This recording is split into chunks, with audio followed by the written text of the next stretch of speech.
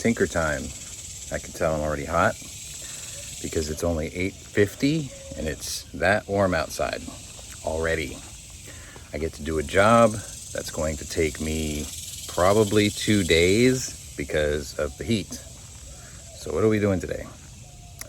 Stick around and I'll show you, because I've got 3 hours to do it before I bake to death. You'll see.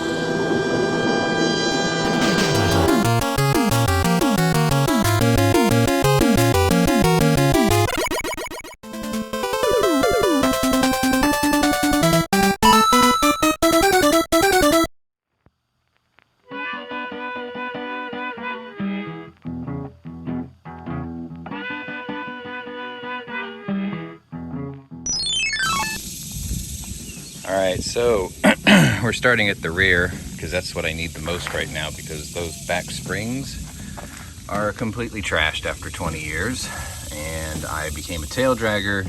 I kept wearing out the inside edges of the tires like every 6 months.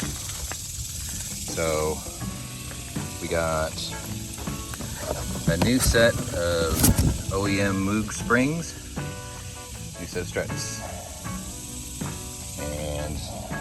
We're going to swap those out, put them in there. It actually looks pretty easy as far as I can tell. I know I'm going to need sway bar end links here, but essentially what I'm going to do is I'm going to jack up underneath the controller arm here, over here, get some of the tension off the spring, and then there's one giant bolt here, and up here I stripped the trunk already. So you take the side panels off here and here, and the back panel here, and you remove this insulation, and there's a nut right there. So once I get the tension off, I take those 2 nuts out, try to drop the whole strut assembly out in one piece. It looks like it will fall straight down. I should have enough room to wiggle that out, but I will update you if there are any surprises. For instance, it looks like I'll be doing a rear tie rod and a rear sway bar end link, and probably controller arms in another video very shortly. Anyway, I sort of spared you all the BS of getting this thing up on jack stands and taking the wheels off, and tell you what, that impact wrench is badass. You got all the sockets and stuff. I'm what you call a toolophile, so having a bunch of tools is not a big deal for me. I like them, they're useful, they make you money. So sit tight, I'll get all this apart, hopefully, and I'll share you my observation on how to get that out. Also, what you might want to do is pre-measure from the ground to the middle of your wheel well, with the tire on, obviously with the car on the ground, before you get started, so you can see the difference. I'll inset a picture over here somewhere, and you'll see how that played out overall.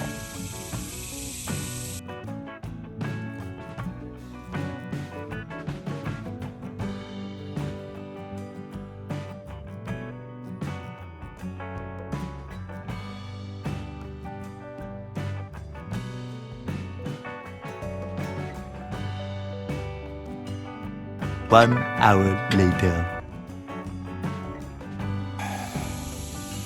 Well, that was a goddamn nightmare, but I got them out. Observations. I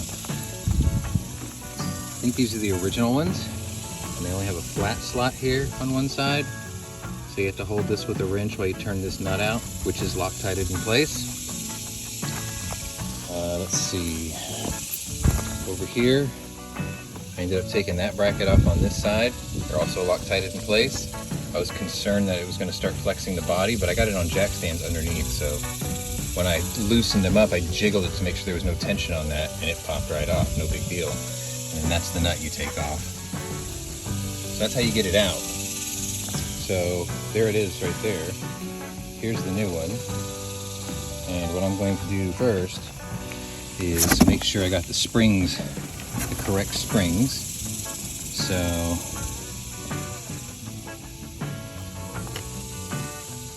it doesn't look like much of a difference, but it's the spring rate that I'm after, because I think these are just tired.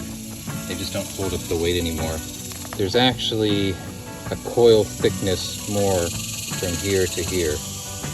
So what I'm going to do next is I'm going to transfer this pad to here, and then this end gets fed up through here, through there. There's the bellows, and just sneak it up in there, and then grab that strut and feed that up in there, and get the bolt started up there, and then comes the fun part. So what I ended up doing is I had to loosen this brake bracket, the caliper had to come off, loosen that brake bracket to tip it upwards that way, because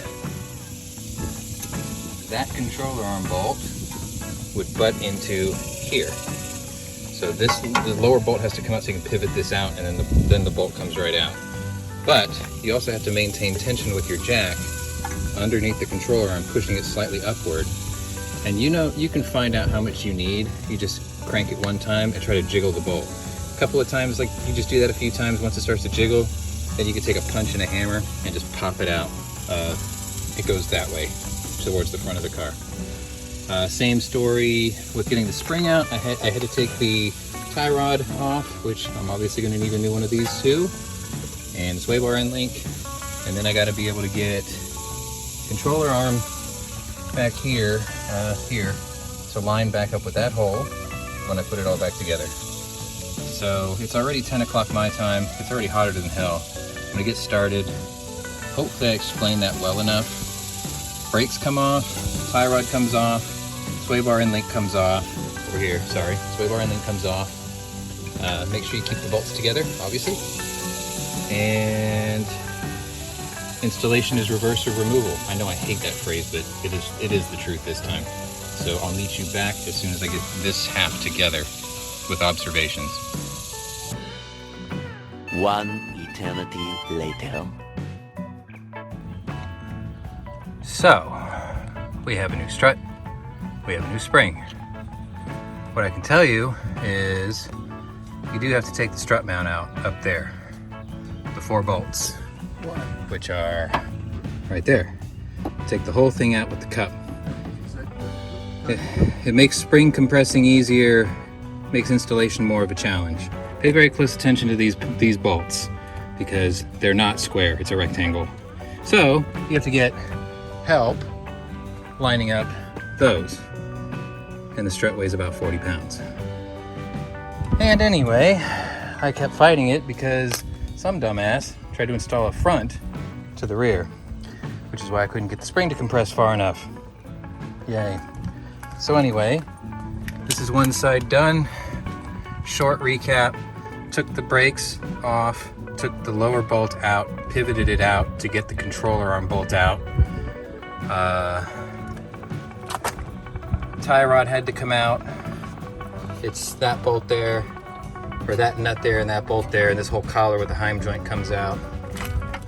Sway bar end link down at the bottom. That's 15 millimeter with a 1/4 inch 6-headed stud on the end. Yes, I'm gonna have to get a new one of these and these. And then basically you gotta beat the living shit out of this controller arm to get it to line up, and then give it all the ugga-duggas until you get it torqued back down. Anyway, that's one side done. The other side is basically the opposite, so I'll spare you the bullshit of filming it. If I were to give you a review on how difficult this is, this job is a full 5 Samuel L's. This is a motherfucker because you have to have a lot of tools, and a spring compressor, and definitely an impact, and a jack, and jack stands, and you have to take your whole trunk apart, which is all over there. And yeah, full 5 Samuel L. Jacksons. Hate this job, it sucks, saved a shitload of money. I'm all done with this. What is it, 3 o'clock? I don't know. It's almost 3 o'clock, but thankfully it was cloudy today, so I'll be able to finish the other side. So this video is only gonna be for the rears. I'm gonna feel like a bag of smashed assholes tomorrow, so I'm not gonna do the fronts until next weekend. So the next video will be that end. But hey, we got a good head start because the backs needed to be done because I was tail dragging. I will inset a photo of the ride height here so you can see the difference between before and after. Center of this to the bottom of the street with tire on, with the weight of the car on it. Don't forget to use blue Loctite on these nuts, maybe that nut too, and that nut too, because you don't want that stuff backing out. Drive it for about 100 miles, check all your bolts, make sure none of them backed out. Anyway, if you like what you see or you found it useful, go ahead and hit the old like button, maybe share it with a friend, maybe subscribe to the channel. I got work to do, so sorry for the short outro. We'll see you on the next one. Later.